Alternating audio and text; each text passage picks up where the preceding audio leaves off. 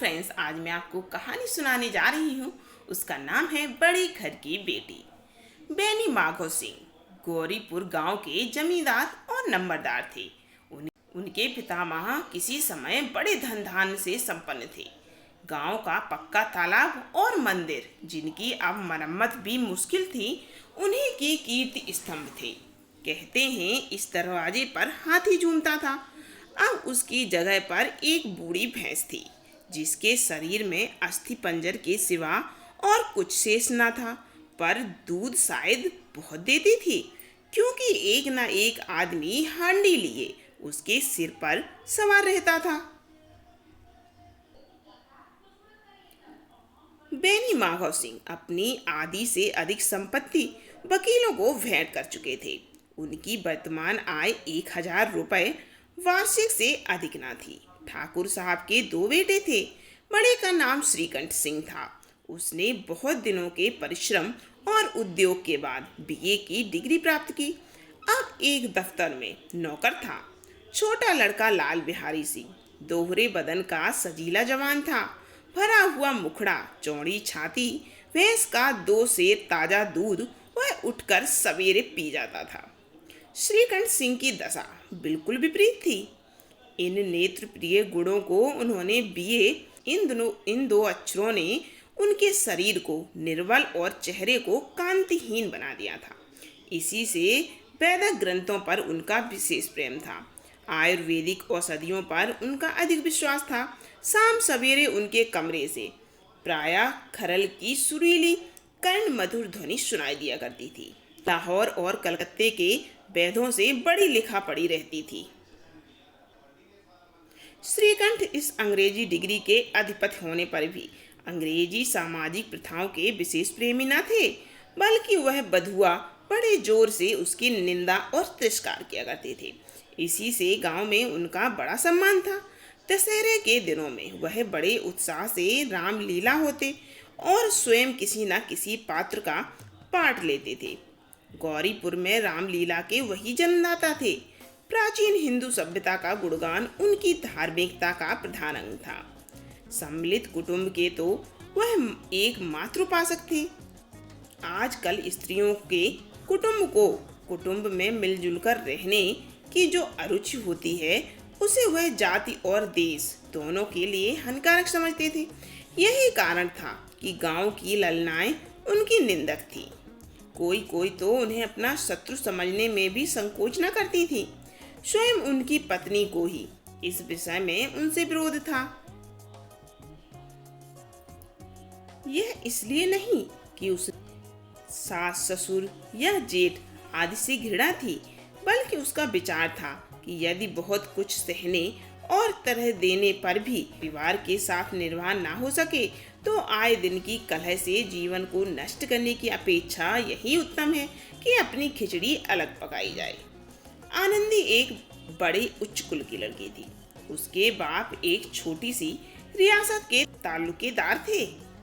विशाल भवन, एक हाथी, 3 कुत्ते, बाज बहरी, सिकरे, झाड़, फानूस, ऑनरेरी मजिस्ट्रेट और ऋण, जो एक प्रतिष्ठित तालुकेदार के भोज्य पदार्थ थे, सभी यहाँ विद्यमान थे।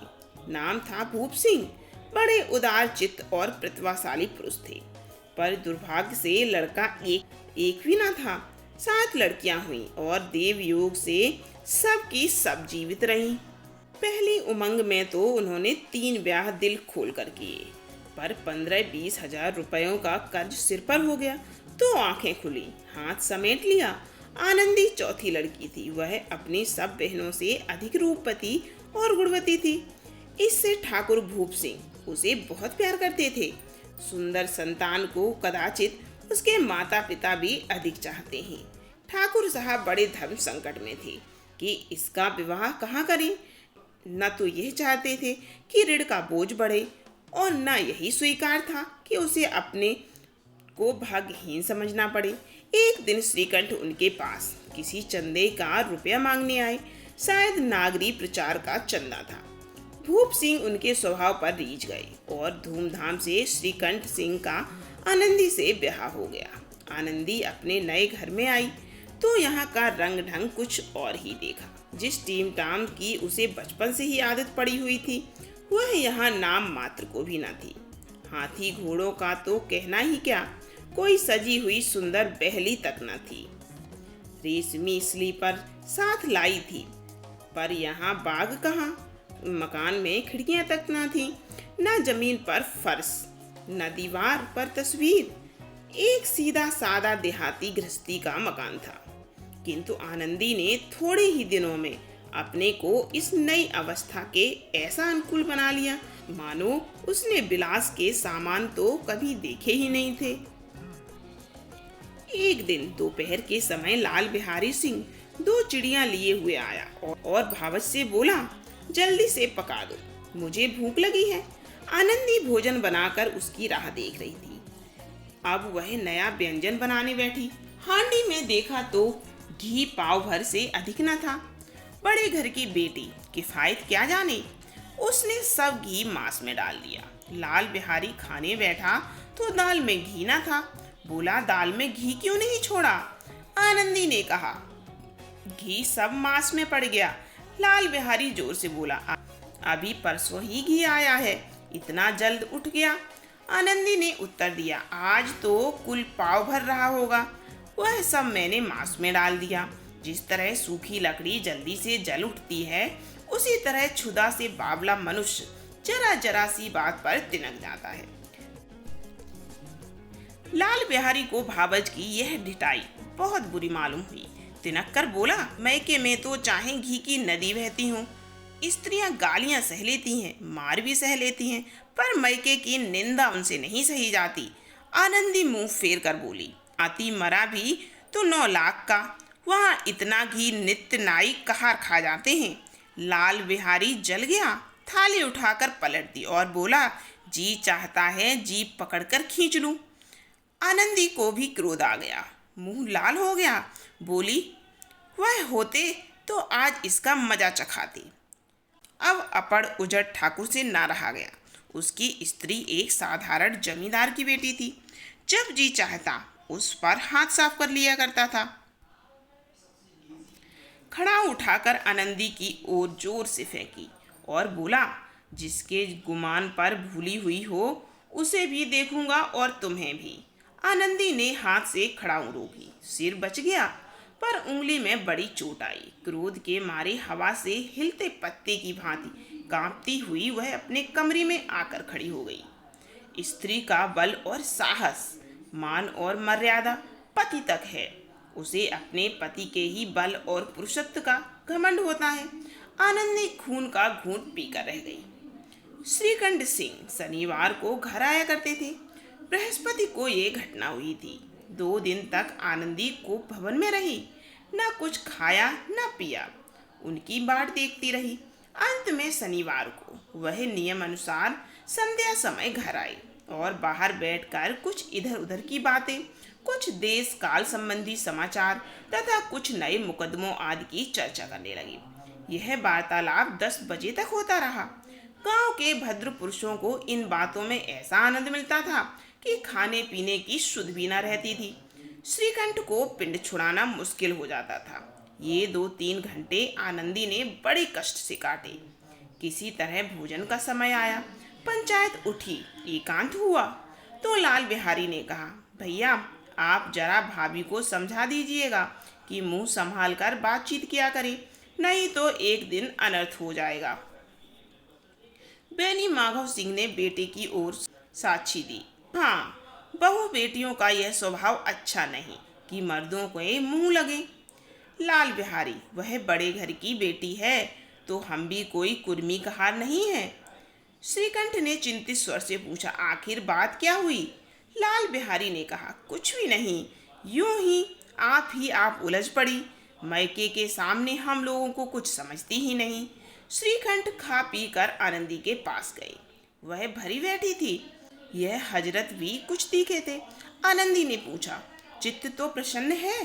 श्रीकंठ बोले, बहुत प्रसन्न है, पर तुमने आजकल घर में ये क्या उपद्रव मचा रखा है? आनंदी की त्योरियों पर बल पड़ गए।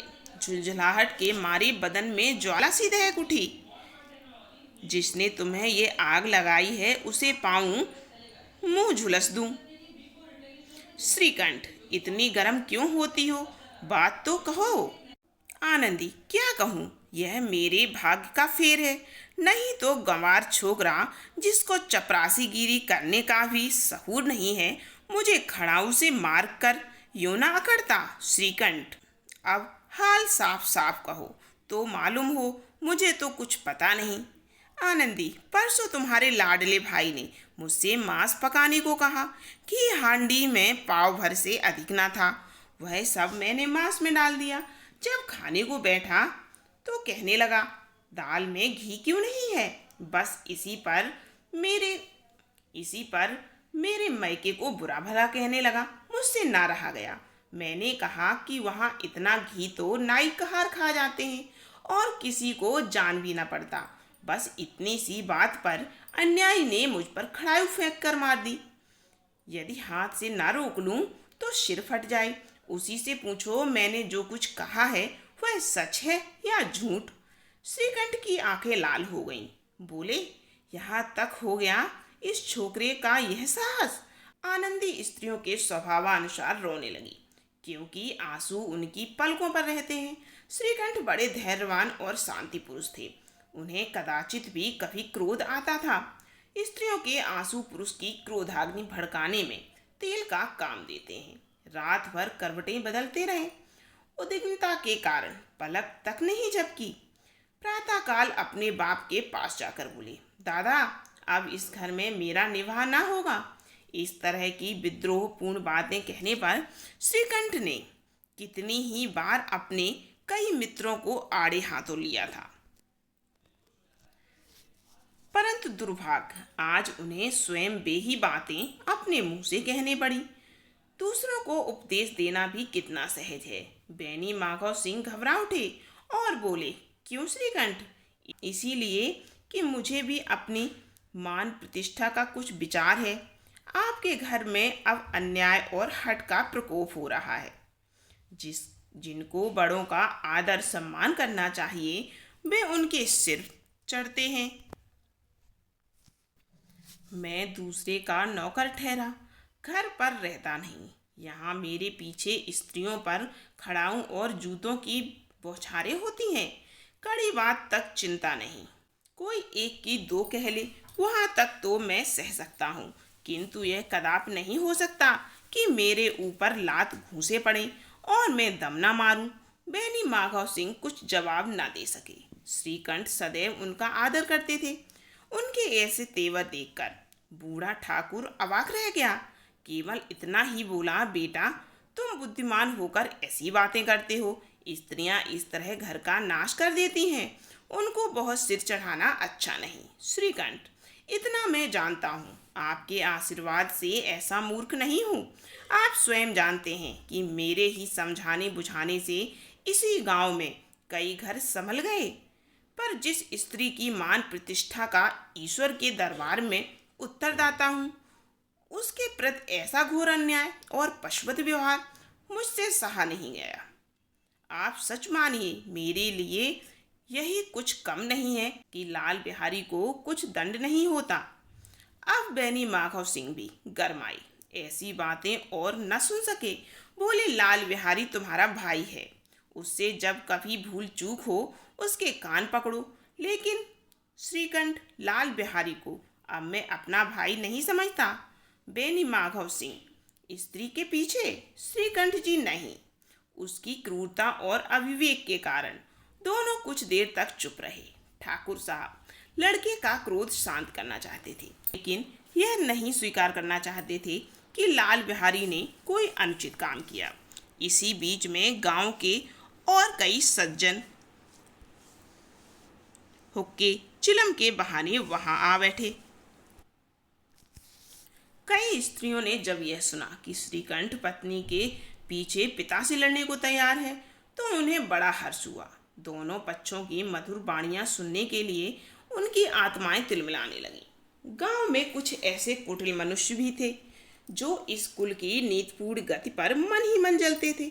वे कहा करते थे, श्रीकंठ अपने बाप से दबता है, इसीलिए वह दब्बू है। उसने विद्या पढ़ी, इसीलिए वह किताबों का कीड़ा है।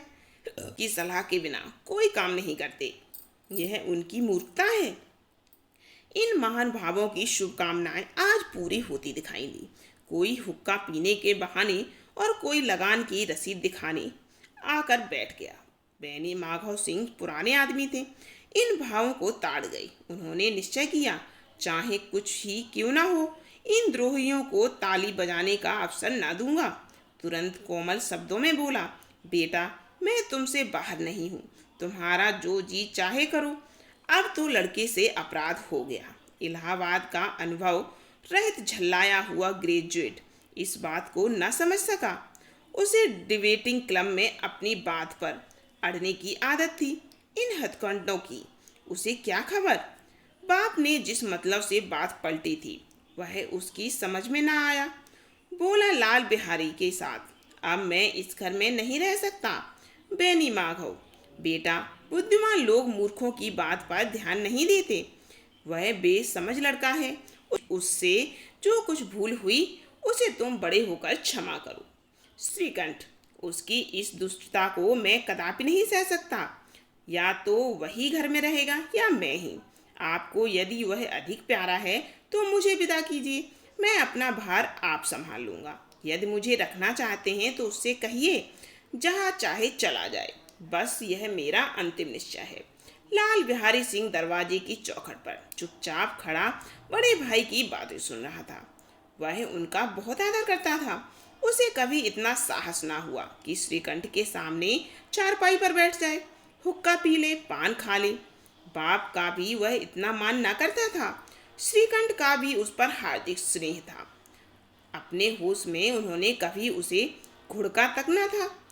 जब वह इलाहाबाद से आते तो उसके लिए कोई ना कोई वस्तु अवश्य लाते। मुकद्दर की जोड़ी उन्होंने ही बनवा दी थी। उसने पिछले साल जब उसने अपने से दिवड़े जवान को नाग पंचमी के दिन दंगल में पछाड़ दिया तो उन्होंने पुलकित होकर अखाड़े में ही जाकर उसे गले लगा लिया था। 5 रुपए के पैसे लुटाए थे। ऐसे भाई के मुंह से आज ऐसी हृदय विदारक बात सुनकर लाल बिहारी को बड़ी गिलानी हुई। वह फूट फूट कर रोने लगा। इसमें संदेह नहीं कि अपने किए पर वह पछता रहा था। भाई के आने से एक दिन पहले से उसकी छाती धड़कती थी कि देखो भैया क्या कहते हैं, मैं उनके सम्मुख कैसे जाऊंगा, उनसे कैसे बोलूंगा, मेरी आंखें उनके सामने कैसे उठेंगी।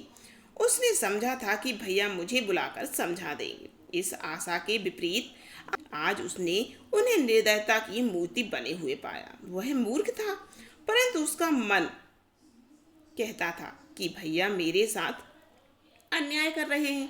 यदि श्रीकंठ उसे अकेले में बुलाकर 2-4 बातें कह देते, इतना ही नहीं 2-4 तमाचे भी लगा देते तो कदाचित उसे बुरा नहीं लगता, दुख नहीं होता। पर भाई का यह कहना था कि अब मैं इसकी सूरत नहीं देखना चाहता। लाल बिहारी से रहा न गया। वह रोता हुआ घर आया।